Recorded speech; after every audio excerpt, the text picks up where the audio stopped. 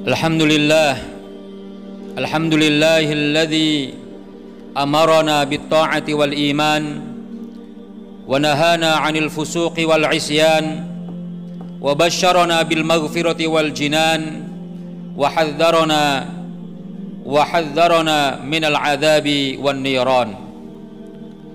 Ashhadu an la ilaha illallah wahdahu la syarika lah wa ashhadu anna Muhammadan 'abduhu wa rasuluhu la nabiyya ba'dah.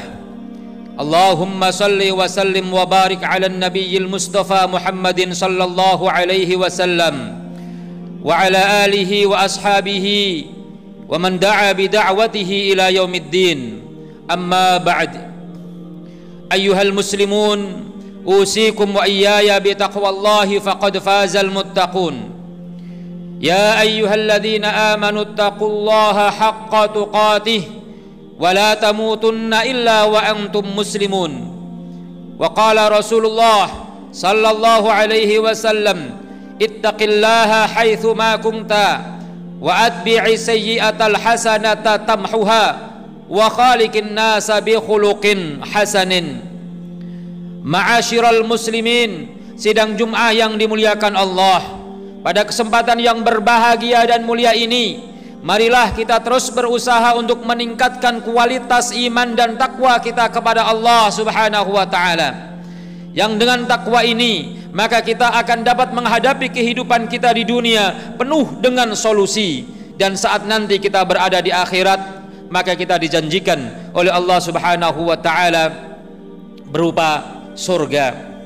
Sebagaimana yang Allah firmankan, wasari'u ila maghfiratin min rabbikum wa jannatin 'arduha as-samawati wal ard u'iddat lil muttaqin, bahwa ternyata surga yang begitu luas, yang luasnya seluas langit dan bumi, diperuntukkan oleh Allah untuk orang-orang yang bertakwa. Mudah-mudahan kehadiran kita di majelis yang mulia ini dicatat oleh Allah Subhanahu wa taala sebagai orang-orang yang bertakwa. Amin ya rabbal alamin.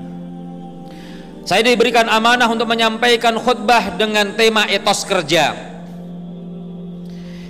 Pembahasan tentang etos kerja tentu sangatlah panjang dan banyak variabelnya. Dan karena itu, dalam kesempatan yang singkat ini, kita ingin mengaitkan bahwasanya salat Jumat yang setiap pekan kita laksanakan ternyata mengandung satu risalah. Risalah Jum'ah yang Allah kabarkan kepada kita adalah bagaimana kita diperintahkan oleh Allah Subhanahu wa taala seusai melaksanakan salatul Jum'ah untuk mencari karunia Allah Subhanahu wa taala. Dalam suratul Jumu'ah, Allah Subhanahu wa taala berfirman, "Fa idza qudiyatis salatu fantashiru fil ardi wabtaghu min fadlillah wadhkurullaha katsiran la'allakum tuflihun." Jika sudah selesai diselenggarakan salatul Jum'ah, maka kalian bertebaranlah di muka bumi ini, bukan untuk jalan-jalan, bukan untuk berwisata, tapi kita diperintahkan oleh Allah Subhanahu wa taala, wabtaghu min fadlillah, carilah karunia Allah Subhanahu wa taala. Karena mencari karunia Allah yang pada hakikatnya adalah kita mencari nafkah buat diri kita dan keluarga kita, maka sesungguhnya kita sedang menunaikan salah satu kewajiban kita kepada Allah Subhanahu wa taala. Karena kewajiban untuk memberikan nafkah kepada keluarga kita ada di pundak kita sebagai kepala keluarga. Allah Subhanahu wa taala berfirman, wa 'alal mauludi lahu rizquhunna wa kiswatuhunna bil ma'ruf, dan bagi para ayah yang diredaksikan oleh Allah dengan al-mauludi lahu, orang yang diberikan anak melalui istrinya, berkewajiban untuk memberikan rizki dan memberikan pakaian kepada keluarganya. Maka karena ini adalah perintah Allah, maka setiap yang kita lakukan, setiap tangan yang kita gerakkan, setiap kaki yang kita langkahkan, setiap kata-kata yang kita ucapkan demi untuk mendapatkan karunia dari Allah Subhanahu wa taala adalah merupakan ibadah kepada Allah Subhanahu wa taala. Dan karena itu kita seharusnya, sepantasnya untuk senantiasa memulai kerja-kerja kita setiap hari dengan membaca Bismillahirrahmanirrahim, dengan menyebut nama Allah. Karena itu Rasulullah Shallallahu Alaihi Wasallam mengatakan kepada kita bahwasanya setiap perkara, termasuk diantaranya adalah setiap kita ingin bekerja, lalu kita awali pekerjaan kita dengan mengucapkan Bismillahirrahmanirrahim, maka kita akan mendapatkan keberkahan dari Allah Subhanahu wa Ta'ala. Kullu amrin, kata Rasulullah, la yubda'u bi bismillahi fawwa abtar. Setiap perkara, setiap pekerjaan yang tidak dimulai dengan Bismillahirrahmanirrahim, maka ia menjadi sia-sia, jauh dari rahmat Allah, jauh dari karunia Allah Subhanahu wa Ta'ala, dan itu kita tidak inginkan. Sebagai seorang kepala keluarga, maka kepemimpinan kita menjadi seorang kepala keluarga ditandai, layak tidaknya kita menjadi seorang kepala keluarga ditandai dengan kemampuan kita untuk mencari nafkah untuk keluarga kita.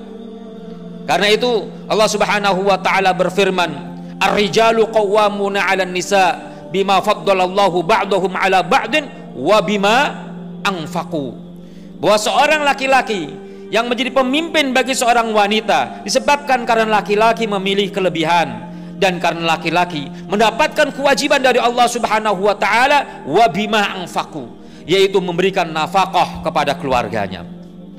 Kita tidak perlu berkecil hati ketika kita menjadi seorang pegawai, menjadi seorang karyawan, karena ternyata manusia-manusia terbaik, para nabi dan para rasul, juga ada yang menjadi orang yang diupah, yang disebut dengan karyawan atau pegawai. Kita lihat Nabi Musa alaihissalam bekerja 8 tahun, 10 tahun di rumahnya Nabi Syuaib. Menurut sebuah riwayat adalah Nabi Syuaib, menurut riwayat yang lain adalah sepupunya Nabi Syuaib. Selama 10 tahun mengembalakan kambing untuk mendapatkan upah, untuk mendapatkan balasan berupa rasa aman, dan kemudian dinikahkan dengan putri dari Nabi Syuaib. Bahkan Rasulullah Shallallahu Alaihi Wasallam ketika masih belia, ketika masih remaja, maka beliau juga menjadi seorang pegawai, seorang karyawan yang diupah oleh orang-orang Quraisy dengan beberapa dirham untuk mengembalakan kambing yang dimiliki oleh orang-orang Quraisy. Nabi Yusuf alaihissalam menjadi pegawai kerajaan, menjaga keuangan, menjaga dan menstabilkan keuangan negara, juga menjadi seorang pegawai kerajaan. Maka sesungguhnya tujuan kita diberikan oleh Allah Subhanahu wa Ta'ala tanggung jawab untuk mencari nafkah adalah sesuatu yang niscaya bagi kita sebagai seorang manusia.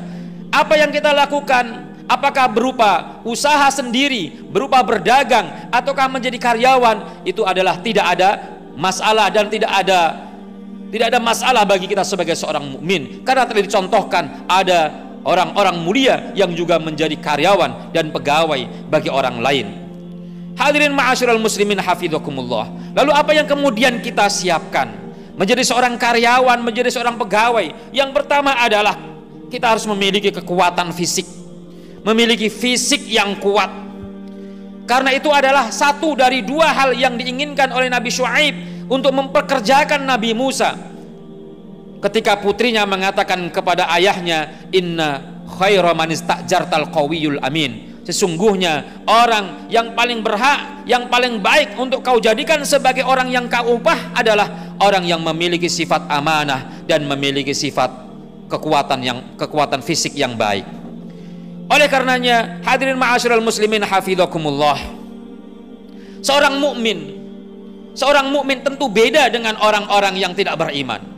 Seorang mukmin selalu didorong oleh Allah Subhanahu wa Ta'ala, didorong oleh Rasulullah Sallallahu Alaihi Wasallam agar senantiasa menjaga kekuatan fisik kita. Karena itu Rasulullah Sallallahu Alaihi Wasallam mengatakan, al-mu'minu al-qawiyyu, al-mu'minu al-qawiyyu, orang mukmin yang kuat, khairun, lebih baik, wa ahabbu ilallahi, dan lebih dicintai oleh Allah Subhanahu wa Ta'ala, minman, dari siapa? Minal mu'minid dhaif, dari seorang mukmin yang lemah. Maka kalau kita menjadi seorang mukmin, mukmin yang benar, maka ia harus meningkatkan kualitas fisiknya dengan baik karena ingin lebih dicintai oleh Allah Subhanahu wa taala. Jikalau ada aktivitas yang lain yang melemahkan fisik kita, jangankan hal-hal sepele, jangankan hal-hal yang tidak berguna, hatta ibadah pun bila membuat fisik kita menjadi terganggu, menjadi lemah, maka dilarang oleh Rasulullah sallallahu alaihi wasallam. Ketika ada 3 orang sahabat yang datang kepada Rasulullah ingin menunjukkan kekuatan ibadahnya, ingin sholat malam tidak tidur, ingin puasa tidak berbuka, ingin terus beribadah, berzikir dan beramal-amal saleh, tidak menikahi wanita, maka ditegur oleh Rasulullah sallallahu alaihi wasallam dengan mengatakan, inna fi jasadika alaika haqqan, sesungguhnya di dalam tubuh kamu ada hak yang harus kamu tunaikan. Istirahat, refreshing dan lain sebagainya adalah dalam rangka untuk mengembalikan energi kita, tenaga kita, agar kita menjadi orang yang sehat. Yang kedua yang dibutuhkan menjadi seorang pegawai atau karyawan adalah hendaknya kita menumbuhkan moral dan etika Islam dalam bekerja. Ternyata kalau kita lihat risalah Jum'ah dalam suratul Jum'ah tadi, kita diberikan arahan bagaimana pekerjaan yang kita lakukan hendaknya kita iringi dengan pengaduan kita kepada Allah Subhanahu wa taala. Ketika adzan sudah berkumandang, maka sesibuk apapun yang kita lakukan hendaknya kita tinggalkan. Idza nudiya lis-salati min yaumil jumu'ati fas'au ila dzikrillahi wa dzarul bai'. Kalau sudah dikumandangkan adzan, maka segera menuju ke masjid untuk menunaikan salat. Bahkan Allah Subhanahu wa taala mencela kita kalau seandainya ternyata kita lebih mengutamakan dunia kita daripada pekerjaan kita, daripada ibadah kita, lebih mengutamakan dunia kita daripada ibadah kita. Maka ketika ada perdagangan yang melewati Madinah, kemudian orang-orang Madinah, orang-orang yang sedang beribadah, yang sedang dalam keadaan menunaikan ibadah salat, berlarian meninggalkan Rasulullah yang sedang berkhutbah, maka kemudian mereka ditegur oleh Allah Subhanahu wa taala, yang tinggal hanya 14 orang saja kurang lebih. Ditegur oleh Allah Subhanahu wa taala, qul ma indallahi khairum minal lahwi wa minat tijarah wallahu khairur raziqin. Katakanlah wahai Muhammad bahwa sesungguhnya apa yang kalian kejar berupa permainan dan perdagangan itu tidak ada apa-apanya. Apa yang Allah miliki lebih baik daripada perdagangan yang kalian kejar. Ini artinya apa? Hendaknya pekerjaan kita kembalikan kepada misi bagaimana Allah Subhanahu wa taala menanamkan nilai-nilai keislaman ke dalam diri kita, agar kita tidak larut dalam dunia sehingga lupa nilai-nilai agama kita. Nah, Islam mengajarkan kepada kita dalam setiap pekerjaan yang diberikan kepada kita agar kita mengembannya dengan penuh amanah, dengan penuh amanah. Maka Allah mengatakan, innallaha ya'murukum an tu'addul amanati ila ahliha. Sesungguhnya Allah Subhanahu wa taala memerintahkan kepada kalian agar menunaikan amanah-amanah yang telah diberikan kepada kalian. Demikian pula Islam mengajarkan kepada kita agar ketika kita mencari nafkah, mencari karunia Allah, mencari rizki dari Allah, hendaknya kita jujur, jangan curang, jangan menipu, jangan mengelabui, tapi kita yang harus kita kedepankan adalah kejujuran. Karena ketika kita jujur, mungkin pada saat itu tidak banyak yang kita dapatkan. Orang yang curang dalam dagangnya, orang yang mengelabui orang, menipu orang untuk berdagang, mungkin pada saat itu ia mendapatkan harta yang banyak. Tapi yang harus kita ingat adalah seorang mukmin yakin bahwa nafkah, bahwa rizki yang dia terima dengan penuh kejujuran, maka ia akan mendapatkan barokah dari Allah Subhanahu wa taala.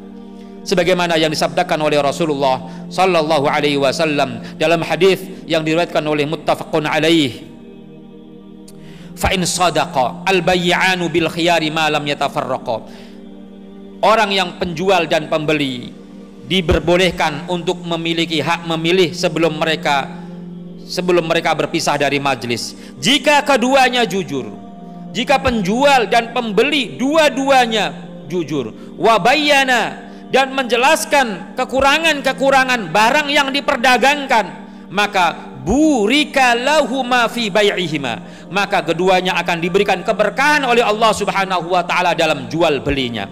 Tetapi sebaliknya, wa in kadzaba, kalau mereka berdua berdusta, wakatama, dan menyembunyikan cacat-cacat dari barang yang diperdagangkan, maka muhiqat barakatu bai'ihima, maka akan dihapuskan keberkahan dari jual mereka berdua. Kemudian juga kita diajarkan tentang kedisiplinan, bahwa Islam mengajak kepada kita untuk disiplin, untuk tepat waktu.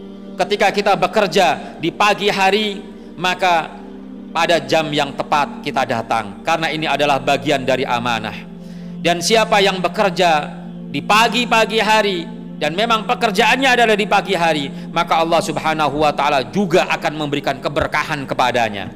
Dalam sebuah hadis yang diriwayatkan oleh Imam Ahmad, Rasulullah bersabda, Allahumma barik li ummati fi bukuriha, ya Allah, berikan keberkahan kepada umatku ketika mereka bekerja di pagi-pagi hari. Di pagi hari, bukur di sini selalu diartikan pagi karena mayoritas orang bekerja di pagi hari. Tetapi kalau bekerja kita shift, maka yang dimaksud dengan bukur adalah atau datang ke tempat pekerjaan sebelum waktunya dimulai.